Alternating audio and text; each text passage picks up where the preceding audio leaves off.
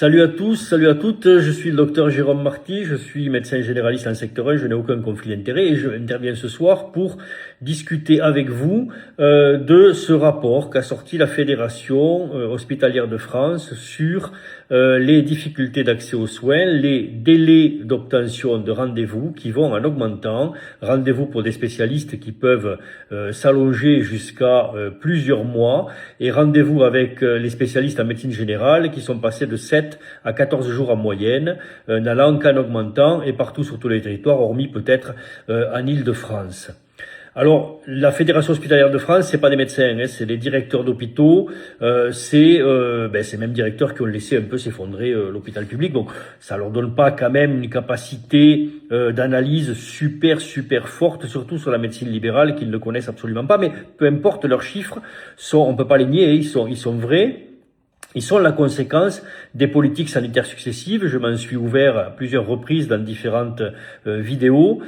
Et c'est pas une question politique, c'est pas une question d'extrême droite, d'extrême gauche, de centre, de gauche, de droite. Peu importe, les politiques ont tous échoué. Et le malheur, le nôtre, le vôtre, c'est qu'ils vont encore échouer. Puisque ils ne tiennent même pas compte, écoutez bien ça, ils ne tiennent même pas compte du fait démographique. La part de population supérieure à 60 ans dans notre pays va augmenter fortement. La part de population supérieure à 85 ans et la part de population en perte d'autonomie ne va également faire qu'augmenter. Or, c'est dans les dernières années de sa vie que l'on coûte le plus cher au pays, et c'est dans les dernières années de sa vie, évidemment, que l'on a le plus besoin de soins, et c'est dans les dernières années de sa vie que c'est le plus difficile de se déplacer pour aller voir un médecin, etc., etc. Il y a, au moment où je vous parle, 2 millions de personnes en perte d'autonomie dans notre pays. En 2050, il y en aura 2 800 000, donc 800 000 de plus. 800 000 de plus. C'est beaucoup plus que Toulouse, par exemple. Toulouse, 650 000 habitants, là c'est 800 000 en plus, d'accord. Il y a 1 million de plus de 85 ans dans notre pays. Dans 20 ans, il y en aura 1 533 000, donc 533 000 patients de plus de 85 ans. Vous voyez que quand on appréhende ces chiffres, on voit que dès aujourd'hui, on devrait à l'envie construire des structures qui vont accueillir cette médecine gériatrique. Ce n'est pas le cas. Si l'on prend par exemple les services de médecine et réadaptation, qui sont les moyens séjours qui viennent entre l'hôpital aigu et l'institutionnalisation en EHPAD ou le retour à domicile, ces structures-là, qui notamment en polyvalent accueillent pratiquement que des patients âgés, ces structures-là ne voient pas leur extension financée. C'est-à-dire que si l'on veut augmenter le nombre de lits, on peut pas. Il n'y a pas les crédits. Donc, on est en train d'attendre d'être submergé par la vague du vieillissement qui est, au fond, le seul outil qui permet de prévoir l'avenir, c'est l'outil de pyramide des âges. On le sait. On a le papy-boom. On sait qu'on va avoir une augmentation forte des patients plus âgés, une augmentation forte de la demande de soins, qu'il va falloir plus de médecins, qu'il va falloir plus d'infirmières, plus de kinés, etc. Le tout adapté notamment à la médecine gériatrique. Et globalement, rien n'est fait. Rien n'est fait. Et donc, je vous le dis ici, les difficultés que vous avez aujourd'hui ne sont rien à côté de celles que vous allez avoir demain. Il faudrait former beaucoup plus de médecins, de spécialistes notamment, de pneumologues, de cardiologues, de rhumatologues, de dermatologues, de psychiatres, etc. Ce n'est pas le cas. Quand on voit les postes qui sont ouverts à l'internat, c'est très largement en dessous de ce qu'il faudrait pour vous soigner. Et donc les difficultés que vous avez aujourd'hui ne sont rien à côté de ce que vous aurez demain. Alors le politique se défend en disant il n'y a qu'à mettre des cabines de téléconsultation, il n'y a qu'à mettre des infirmières formées, infirmières en pratique avancée, il n'y a qu'à mettre telle ou telle profession qui aura des actes médicaux, etc. Tout ça n'est pas à l'aune de ce qu'il faudra pour faire face à la demande de soins. Et puis, il n'y a aucun aménagement du territoire. Si vous êtes dans la Creuse, si vous êtes dans des villes moyennes à tel ou tel endroit de France, vous avez accès à beaucoup moins de soins ou de plateaux techniques près de chez vous que ce que peuvent avoir les gens qui sont sur Lyon, sur Toulouse, sur Paris, etc.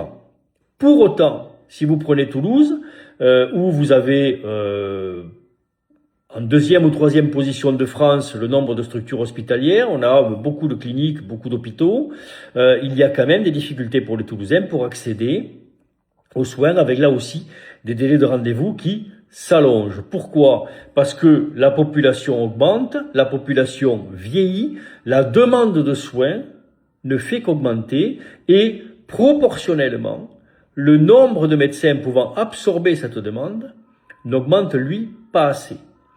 Et il n'augmente aussi pas assez parce que les crédits ne sont pas donnés pour favoriser cette formation-là. Alors on se cache derrière l'intelligence artificielle, on se cache derrière tout un tas d'outils qui remplaceraient les médecins, oubliant de dire que ces outils-là sont des outils pour les médecins comme pour vous, mais ils ne remplaceront pas les médecins. Ils vont permettre de faire une meilleure médecine, permettre peut-être de gagner du temps, mais ils ne remplaceront pas les médecins.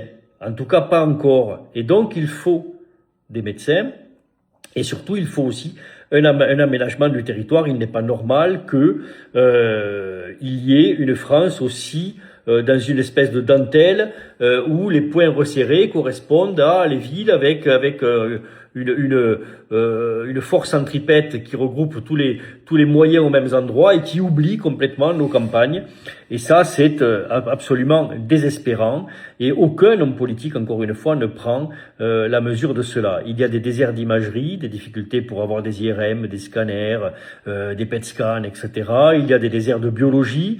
Les laboratoires qu'on avait un peu, qui maillaient le territoire aujourd'hui, c'est devenu juste des centres de prélèvement qui ferment très tôt. Vous êtes dans l'incapacité d'avoir des résultats en temps et en heure compatibles avec de la bonne qualité des soins. Il y a des pharmacies qui ferment à tour de bras régulièrement, semaine après semaine et sur tout le territoire. Et puis vous avez quantité de médecins qui déplaquent à temps par l'âge et des jeunes qui ne sont pas assez nombreux ou qui mettent trop de temps pour s'installer.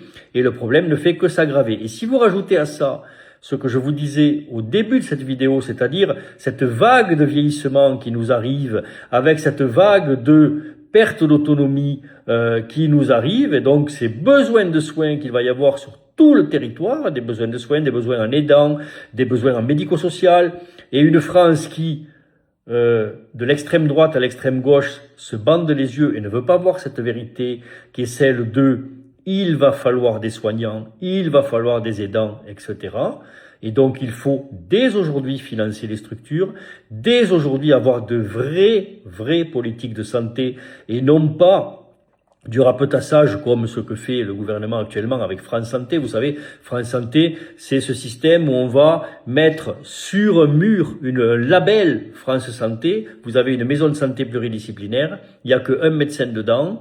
Il y en avait 3 avant, il y en a qu'un, c'est pas grave, on la labellise et on a le culot, le toupet de dire ça va tout résoudre. Grâce à France Santé, vous serez à moins de 30 minutes une structure de soins et vous aurez une prise en charge dans les 2 jours. Tout ça est du pipeau, on va se parler vraiment.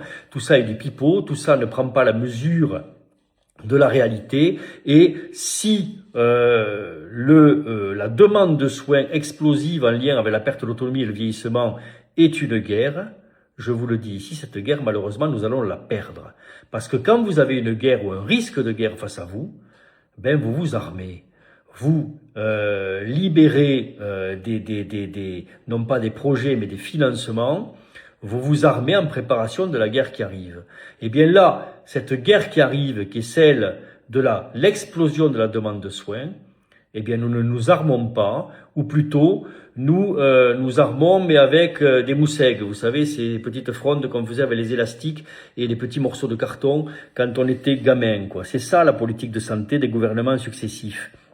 Alors puisqu'on est en municipal encore cette semaine et que les présidentielles vont suivre juste derrière, je me permettrai modestement en tant que généraliste secteur 1 mais également président de syndicat de dire aux politiques de tous bords: osez regarder l'avenir, osez regarder ce qui nous arrive dessus, cessez de tirer sur les soignants ou de considérer les soignants comme des inducteurs de dépenses, mais considérez-les plutôt pour ce qu'ils sont, c'est-à-dire des soignants, non seulement des soignants des patients, mais des soignants également de la nation tout entière, parce que le meilleur investissement que vous puissiez faire, c'est dans ces gens en blanc, qu'ils soient aides-soignantes, infirmières, médecins, kinés, pharmaciens, etc., parce que ce sont eux qui vous feront faire les économies de demain. Si vous laissez filer les choses, si vous laissez exploser la perte d'autonomie, le vieillissement, les maladies chroniques, mais également les maladies aiguës engendrées par les maladies chroniques, parce que il y a un manque de soins ou un manque de possibilité d'accès aux soins